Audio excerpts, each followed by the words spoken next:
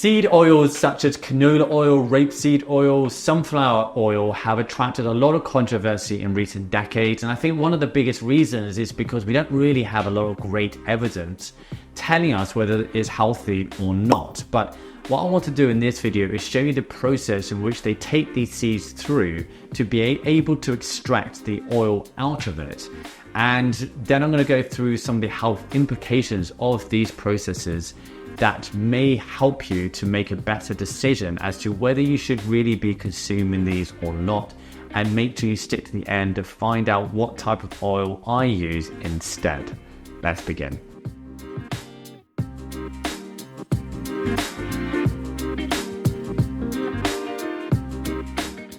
Hello and welcome back to the channel. My name is Steven, if you've not met me already, and I'm excited to talk about this topic because I've been looking into seed oils for quite a while now, and I wanted to share with you what I have found. Seed oils is something that I now actively avoid. I'm now always looking at the ingredients of various different products to make sure it doesn't have it in, because of the things that I'm about to go through in this video. And one of the things that surprised me is that it is in so many different things, but it's not something that we've been consuming for that long.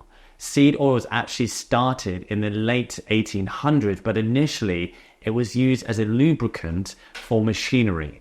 It was then later used as soap, but it wasn't until the early 1900s that we started to consume it as an oil. But then it wasn't until the mid-1900s that it started to become popular, and one of the big reasons why it started to become popular was really for two reasons, but one of the biggest reasons was because there was a push to reduce saturated fats because of the link of saturated fats with heart disease and the rise of heart disease that we were starting to see.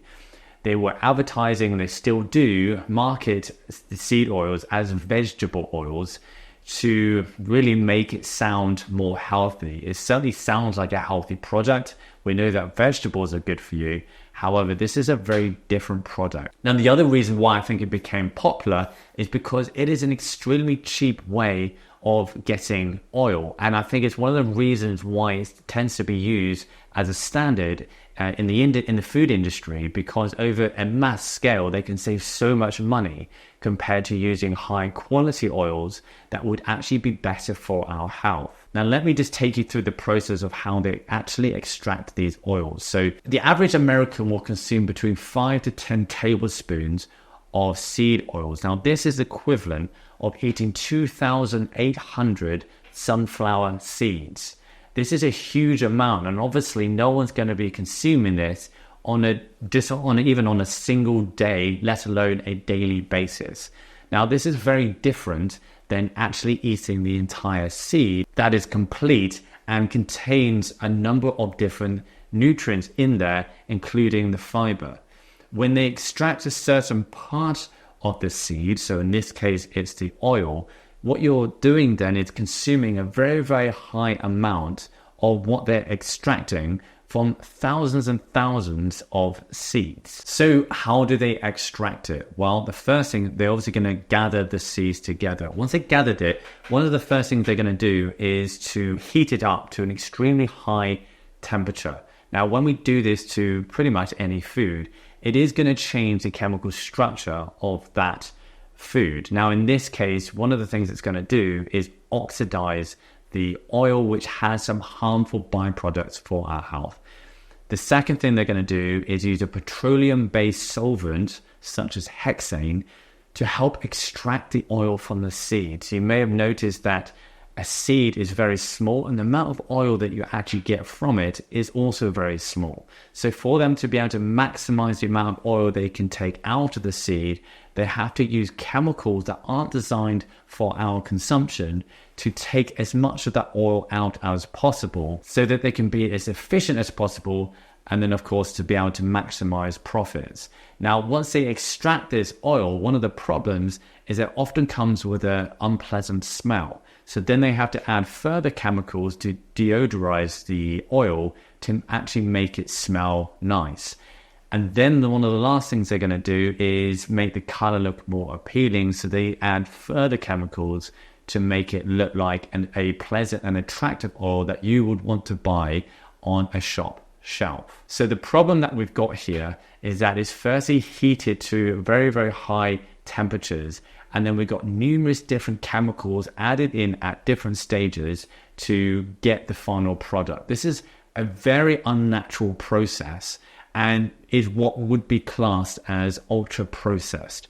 One of the reasons why is because one of the definitions of ultra processed is something that you couldn't make in your kitchen.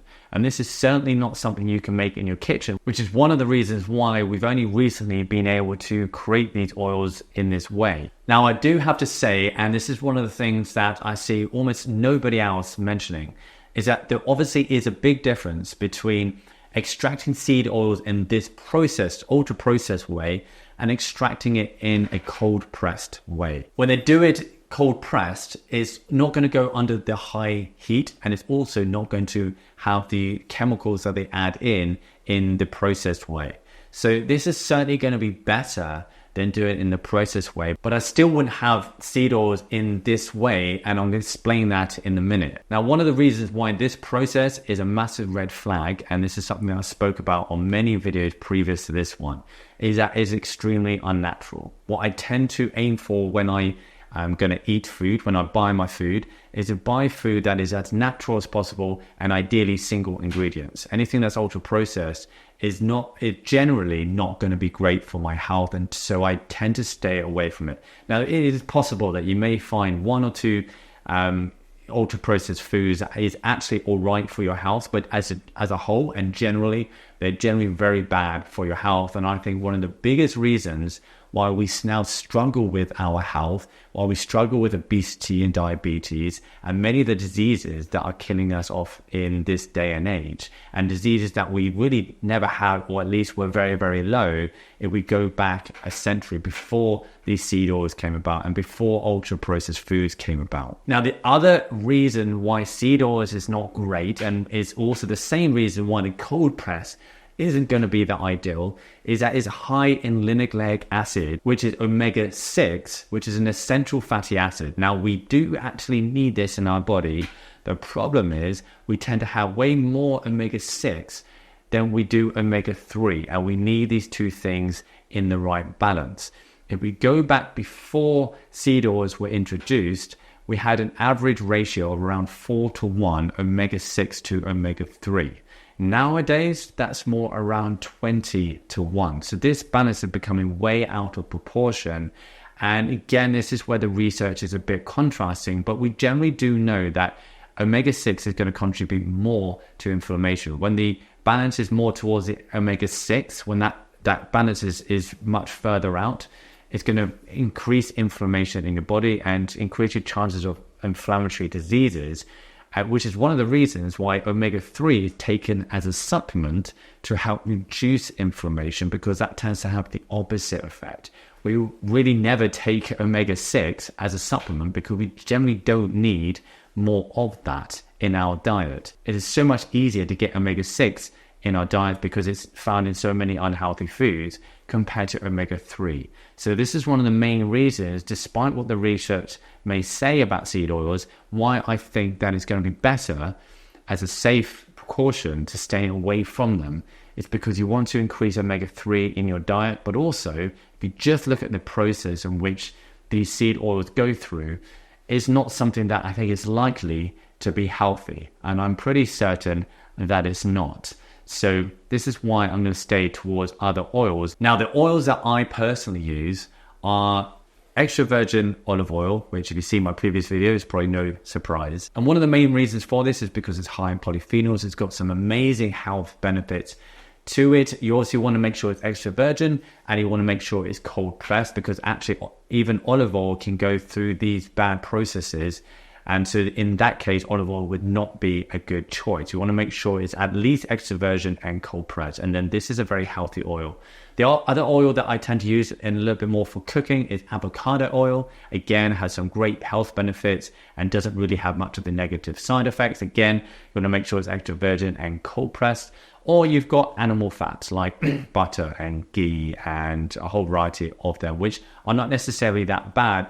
They're certainly much more natural, and I think they're definitely much, much better than seed oils. The only thing you have to be aware of is going to be higher in saturated fats. And that is the other debatable topic, is the balance between saturated and unsaturated. And again, in our Western diet, we tend to get more of this saturated fats compared to the unsaturated fats. So this is why whenever possible, I will try to choose the unsaturated fats. But of course, it's not necessary to say that I'm going to stay absolutely away from saturated fats, because they're not bad. We need both of them. We just want a good balance of them. So we want to make sure that we're getting that. Now, animal fats as well as coconut oil are going to be higher in saturated fats. However, they're not going to go through the bad processes that these seed oils go through. And they also have their own unique benefits to it. So in moderation, I think these can also be really healthy. Now, I know that's a lot of information, but hopefully that makes it a lot more clear as to how you can choose which oil to buy. Now, if you want to find out more about extra virgin olive oil, and why I choose this and why this is going to be a much better oil for you to choose as well, then I highly recommend check out my video here. But just before that pops up, don't forget, as normal, you can get 10% off Vivo barefoot shoes. These are minimalist shoes that I personally wear every single day for health benefits. You can also get a free bag of organic coffee called XL Coffee. This is absolutely delicious. You can get 10% off Athanates, which is a superfood specifically formulated for men. And lastly, 15% off Fussy, which is a natural deodorant that doesn't contain any of the harmful chemicals that the traditional deodorant contained. Have a great rest of your day. Make sure you check out this video and make sure you subscribe to see my next video. Thanks for watching.